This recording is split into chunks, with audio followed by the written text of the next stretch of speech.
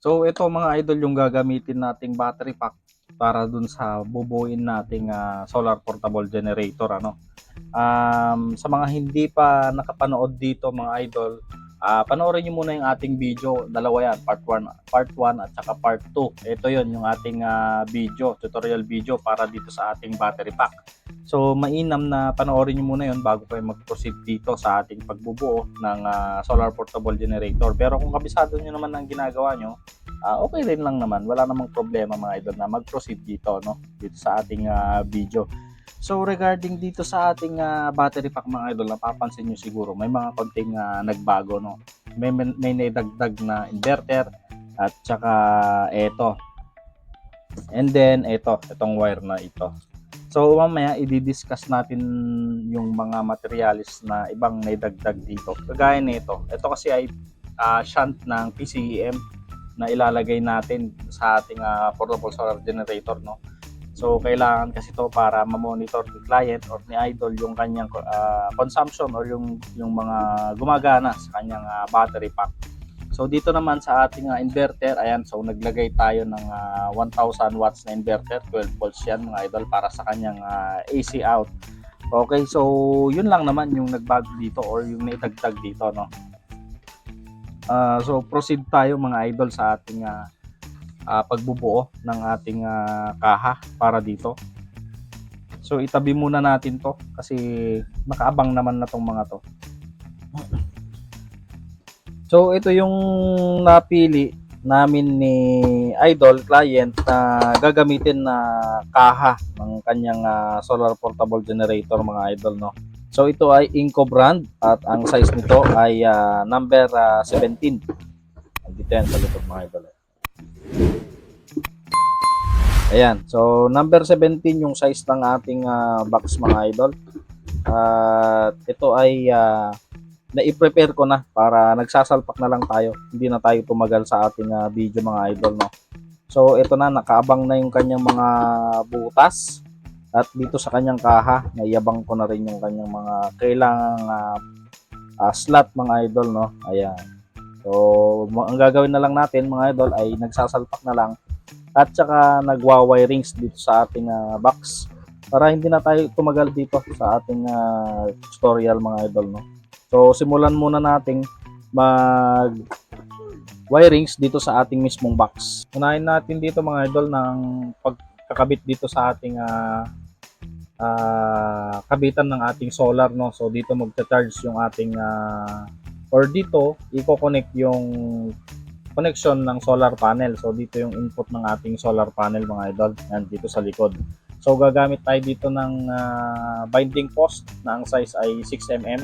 Ayan. So 6mm yung gagamitin natin para sa solar in natin or yung solar charging natin. So dito natin ilalagay ang mga idol sa likod. Ayan. So meron tayo ditong tatlong butas. Dalawa para sa ating binding post at isa sa ating protection. Ang gagamitin natin protection dito ay fuse or glass fuse mga idol.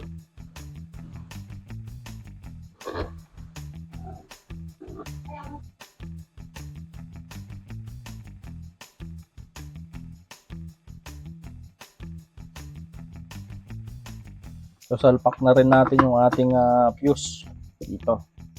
So, magkatabi lang to mga idol.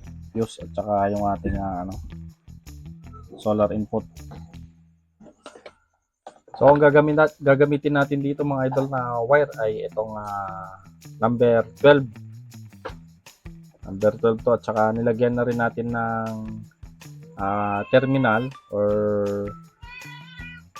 copper terminal na 30 amperes. Ayan, so naka-solder na rin mga idol at i-crimp na rin natin ito gamit lang itong plies, saka natin babalutin ng electrical tape para safe tayo.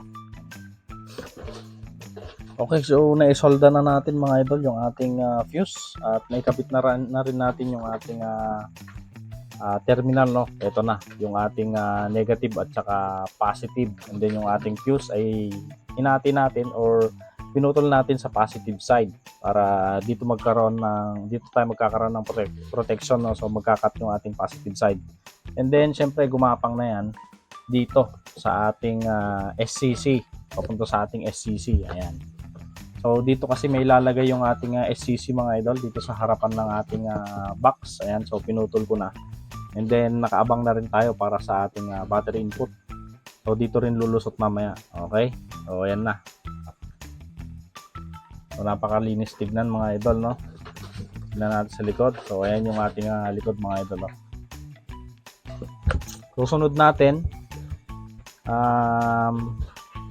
pwede na nating ilagay yung ating battery pack mga idol para makita natin yung magiging itsura ng ating kamada.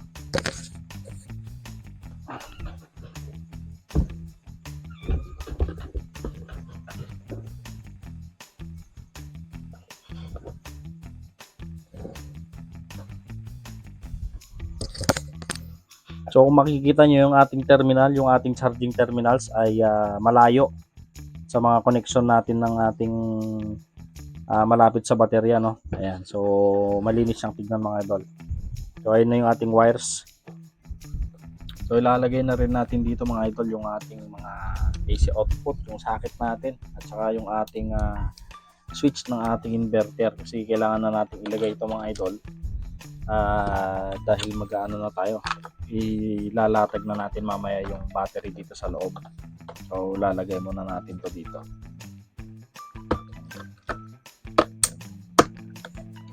Yan. So hapit na hapit. So hindi na matatanggal yan mga idol. Diyan na yan. Kasi mayroon namang lock yan. Hindi na natin kailangang maglagay ng glue dyan. So yung butas ko nga pala dito mga idol, saktong-sakto sa sukat ng ating ating mga nilalagay. So hindi tayo maano dyan. Hindi na tayo maglalagay dyan ng mga glue. Okay. Para hindi kayo mahirapan, gawin yung pang trace yung yung cover ng inverter kasi tinanggal ko yung cover ng inverter. Natatanggal naman yun mga idol, 4 lang na screw yun. Okay, so iano muna natin ito dito. Yung yung 12 volts display natin ng inverter, hindi muna natin ilalagay kasi hihihinang natin ito mamaya. And then next, maglalatag na rin tayo ng wire natin. Susuksok na rin natin yung wire natin para sa ating battery input ng ating SCC, no? Dito sa harap. Kasi hindi na tayo makakagalaw dyan mamaya mga idol kapag nilagay na natin yung nilagay na natin yung battery. So black is negative syempre and then red is positive. Parang maliit yung butas ko dito sa negative side. Pumasok pa. Ayun. Pumasok siya.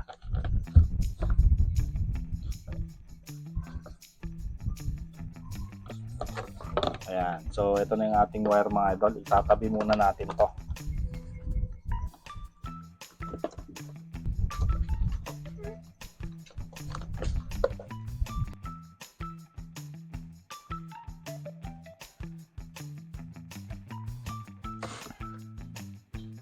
So ibalik lang muna natin itong mga pinagpuputol nating switch at saka yung ating AC out. So kailangan nating dugtungan mga idol kasi masyadong maiksi.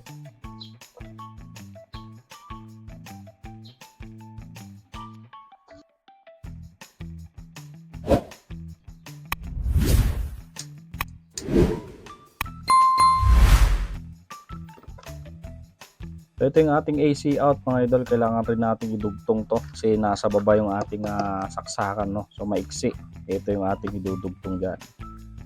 Okay, so susundin pa rin natin yung wirings nito. So pagka nagbabaklas kayo, meron kasi mga ibang inverter na pare-parehas yung kulay ng wire. So ito nilagyan ko talaga ng electrical tape para hindi mawala, no?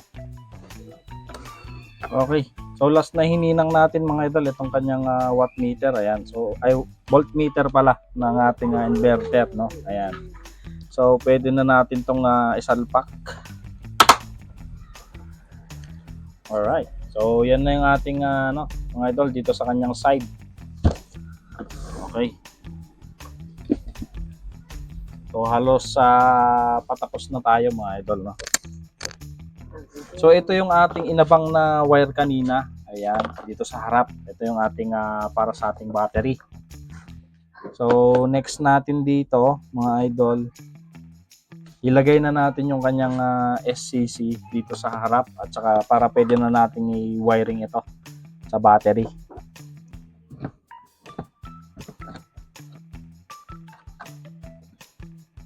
So, maglalagay na lang tayo mga idol ng kanyang terminals, no? So, pagkalagay natin nito, hindi pa to power up, bali may ilalagay lang muna natin.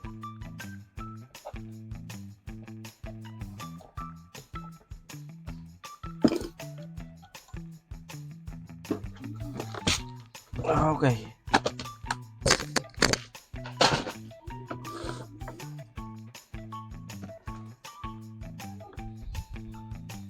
Whew. Okay. So tapos na tayo sa SCC mga idol, no? Na-i-mount na natin at nailagay na natin yung mga wires niya sa ibaba, ano? Yung panel at saka yung battery. So yung battery, ito pa lang yung ating battery. Dito sa battery mga idol, itong positive natin, no? Puputulin natin to. Dito natin yan ilalagay sa may inverter na yan. So dito na yan ikakabit. So ganyan siya. Putulan muna natin, tsaka natin lagyan ng terminal lugs. So yung gagamitin nating terminal lugs, ito. So ito ay 40 amperes na terminal lugs.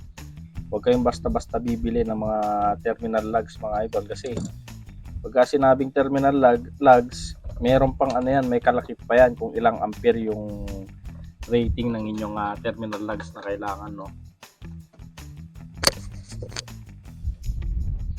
So hinangan muna natin to, tsaka natin i-grip ulit.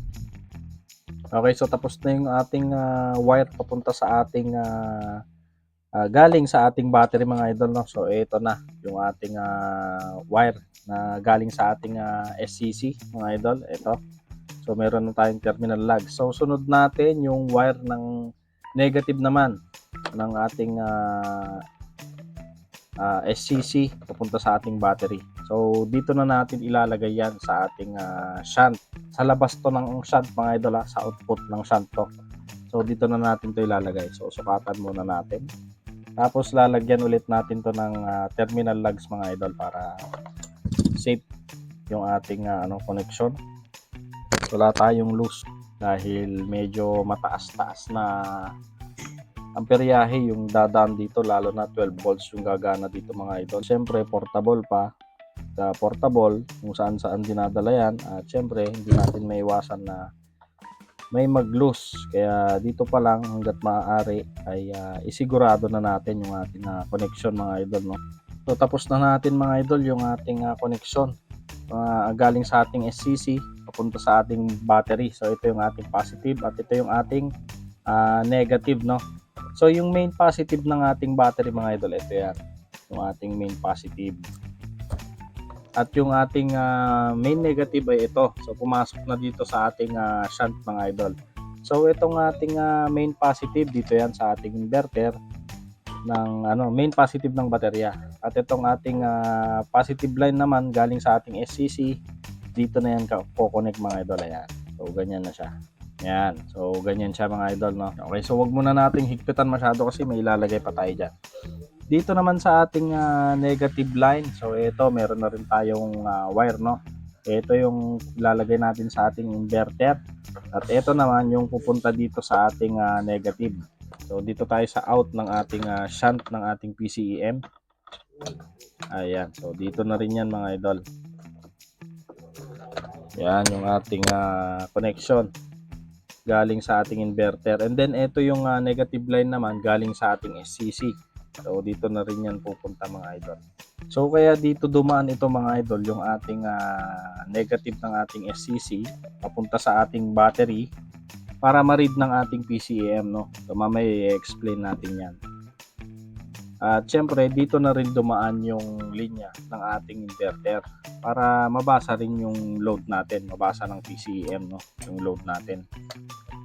So ganyan lang siya ka-simple mga idol yung ating wirings. Marami siya, pero kung masusundan nyo mga idol ay madali lang. So wag muna rin natin masyadong higpitan dito kasi meron pa tayong ilalagay dito mga idol. Nasa kalahati pa lang tayo ng ating proseso ng pagbubuo nitong ating solar portable generator. Alright. Pero makikita nyo mga idol yung ating gagawing pagtetest dito, no? Siyempre papakita rin natin. So sunod natin dito, tapos na tayo dito sa baba. Next na natin yung patapos pa lang pala yung dito sa baba, no? So susunod natin dito yung ating PCEM. Siya nga pala mga idol, nakalimutan ko kanina, nagdagdag pala tayo dito sa ating AC out. Ayan, no? Papakita ko lang sa inyo. Ayan. So nagdagdag pala tayo dito mga idol sa ating AC out ng isang fuse. Ayan, fuse. Ito mga idol, oh. Ayan. So ito yung ilagay nating fuse mga idol dito sa ating AC out. Sorry, nakalimutan kong i-ano kanina, no. Ayan, no. So naglagay tayo ng fuse natin para yan yung magsisilbing protection natin dito sa ating solar portable generator. So ilalagay na lang natin itong ating watt meter. So kung mapapansin nyo mga idol dito sa ating wiring, tatlo lang yung nakakabit dito sa ating watt meter. So yung pinakababa ay wala. Yan yung nakalagay sa ating positive battery. Wala tayong nakalagay dyan kasi nakalagay dito sa ating mismong battery positive. Nakakabit na yan mga idol, isasalpak na lang natin. And then yung next natin dito na wiring, ito naman yung papunta sa ating shunt bago lumabas. Okay, ibig sabihin bago lumabas, ito kasi yung out natin ng shunt. Ito pa lang yung galing sa baterya. So main negative, ito yan. Ayan. So ito yung ating wirings na susunod. Dito naman sa labas ng shunt, ito yan. Sa labas ng shunt. Ibig sabihin yan, dito na yan. Nasa labas na siya. Ibig sabihin, nandun na siya sa load, no? O makikita nyo mamaya. So tatlo lang yung nakalagay dito. Okay. So ilalagay na muna natin itong ating kulay yellow, no? Kasi hindi na tayo makakagalaw mamaya dahil nasa loob na. Ito yung nasa main positive ng ating battery. Okay. So ito yung kanina mga idol, no. Ito yung kulay yellow na nandun sa ating positive, main positive nakalagay yan. Main positive ng ating baterya. And then yung red mga idol ay nakakabit naman yan sa ating main negative. Asan na yun? So ito. Ayan, ito yung ibig kong sabihin kanina mga idol, no. Dali lang, iaayos ko lang para hindi magulo, no. Okay. So ito, yung kulay red na sinasabi ko kanina, no. Ito mga idol na nakalagay sana sa main negative, dito na yan natin ilalagay. Ito yung bago load. Ito kasi yung load natin. And then ito yung nandun pa lang sa battery. Medyo magulo ako ngayon, sorry. Basta before load ito. Okay, ito kasi yung load. Ito yung before. Ayan, dito natin ilalagay yung main negative na connection natin base dun sa diagram, So tanggalin muna natin to. Dito natin yan ilalagay. Ang kasi ang nakalagay kasi sa diagram, kung nakikita nyo mga idol, nakatap siya sa baterya. So ito kasi wala namang pinagkaiba, no. Nakaano rin naman yan. Ang tawag dito. Nakagaling din naman yan sa battery sa ating BMS. So para sa akin, gagana naman to dito, kaya dito ko na lang ilalagay. Okay, so next, ito naman, no. Ito yung sinasabi ko naman na papasok dito sa ating negative din na connection bago naman to sa ating load. Ito kasi yung load, okay? Ulit-ulitin ko para hindi tayo malito kasi medyo nakakalito ito mga idol, no. So ito yung wire na pupunta naman sa bago load. Ayan, so dito yan. Ito yung load, okay? Tatandaan nyo. Ito yung bago load. So dito natin to ilalagay. Okay?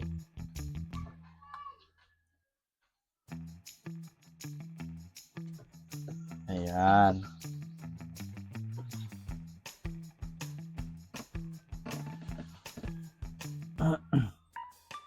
And then ito na yung pinakahuli, mga idol, no.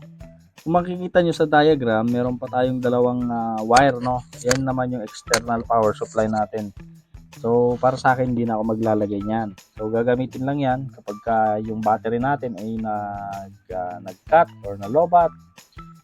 So gagana yung external power supply niya kapag na-lobat yung battery. Meron pa ring power yung ating PCM. So dito, pagka totally na-lobat, shutdown na rin yung ating PCM, no.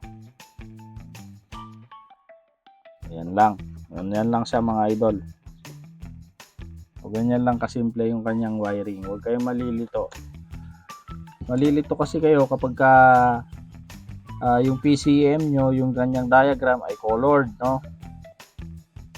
Pero ang titignan nyo lang, sundan nyo lang yung linya ng mga kanyang koneksyon para hindi kayo malito. I-testing muna natin itong ating koneksyon ng ating PCM kung goods ba yung ating koneksyon.